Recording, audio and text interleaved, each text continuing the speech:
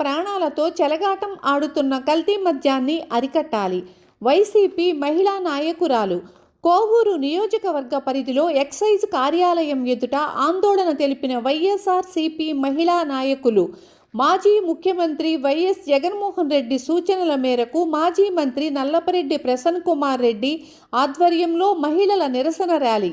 రాష్ట్రంలో నకిలీ మద్యాన్ని అరికట్టి ప్రజల ప్రాణాలు కాపాడాలి అని, నకిలీ మద్యం దందాపై సిబిఐ దర్యాప్తు జరిగేలా చూడాలి అని కోవూరు మండలంలోని ఎక్సైజ్ కార్యాలయంలో సర్కిల్ ఇన్స్పెక్టర్కు వినతిపత్రం అందజేసిన వైసీపీ మహిళలు.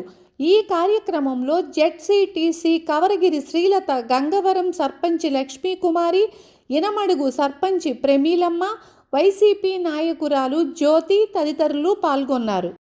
రాగానే ముందు ఈ మద్యం మీద సంతకం పెట్టినట్టున్నారు. ఈ మద్యం ఎక్కడ పడితే ఎక్కడ కాలనీలు అయితే ఇళ్లలో పెట్టి అసలు బయటకు రావాలంటే భయపడిపోతున్నారు ఆడవాళ్ళందరూ. అది ఒకసారి ప్రభుత్వం గుర్తించాలి. ఎక్కడ బయట తిరగాలన్నా కూడా ఎక్కడైనా కూడా ఆడవాళ్ళు అంటే భయపడతా ఉన్నారు. పనులు పోయేవాళ్ళైతే అసలు మేము డబ్బులు తీసుకురావడం భర్తల వాళ్ళని బెదిరించి లాక్కొని వెళ్ళిపోయి ఇట్లా తాగి గందరగోళం చేస్తూ ఉన్నారు. ఇవన్నీ ప్రభుత్వం గమనించాలి. ఎక్కువైతే మా కోవూరు నియోజకవర్గంలో మేము ఎప్పుడూ ఇలా చూడలేదు.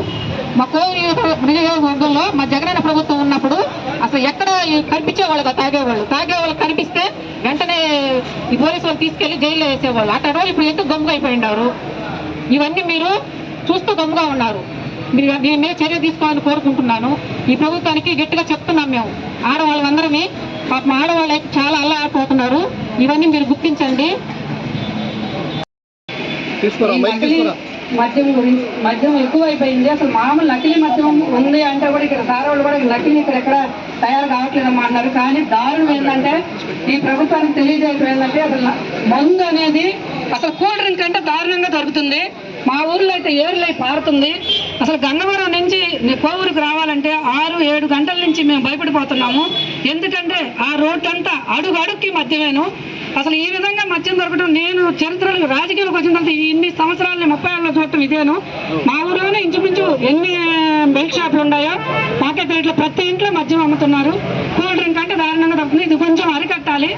నకిలీ మద్యం కూడా ఈ ప్రభుత్వానికి సంబంధించిన వాళ్ళే అమ్ముతున్నారు. కానీ దాని గురించి పట్టించుకోవట్లేదు. నకిలీ మద్యం తయారు చేస్తున్నా కూడా ప్రభుత్వం గమ్మునుంది. దీన్ని కఠినంగా శిక్షించాలని చెప్పి ప్రభుత్వాన్ని కోరుతున్నాము. ఈ ఆడవాళ్ళు మొత్తం చాలా ఇబ్బంది పడుతున్నారు. పెన్షన్లు ఎక్కువ ఇచ్చారు 4,000 అని చెప్పి అనుకుంటున్నారు. కానీ 8,000, 10,000 రూపాయలు తాగుతున్నారు. పెన్షన్ వచ్చిన రోజైతే మా వీధులు మొత్తం తాగి పడిపోయి ఉంటున్నారు. ఇది కొంచెం ఆరోగ్యపరంగా కూడా చూడండి. ఇంట్లో ఆడవాళ్ళు చాలా బాధపడుతున్నారు. దీన్ని ప్రభుత్వం గట్టిగా తీసుకొని ఈ నకిలీ మద్యం తయారు చేసే వాళ్ళని శిక్షించాలని కోరుకుంటున్నాము. ఇంతకుముందు మన ప్రభుత్వం ఉన్నప్పుడు కూడా ఇంత లేదు. కూటమి ప్రభుత్వం వచ్చినాక ఇప్పుడు మందు, గంజాయి విపరీతంగా చిన్న పిల్లలు, స్కూల్ చదువుకున్న పిల్లలు కూడా 10th కూడా పాస్ అవ్వలేని వాళ్ళు కూడా మందు తాగే వాళ్ళు. అమ్మా నాన్న మందులు ఇచ్చినా కూడా వాళ్ళు కూడా మందు తాగుతున్నారు. కూల్ డ్రింక్స్ తో సమానం అయిపోయింది.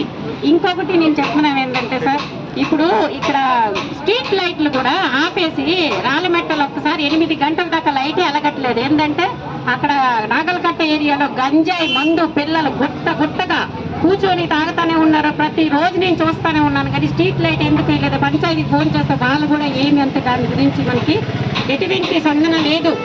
పోలీసులు వారు కూడా ఏం చేస్తున్నారో తెలియదు. లైట్లు ఎలగట్లేదు. చిన్న పిల్లలు తిరుగుతున్నారు మందు తాగి, గంజాయి కూడా చాక్లెట్ తో సమానంగా చేతిలో ఉంటుంది. అందుకనే దీన్ని కూటమి ప్రభుత్వం అందించాలని మనం కోరుకుంటున్నాం.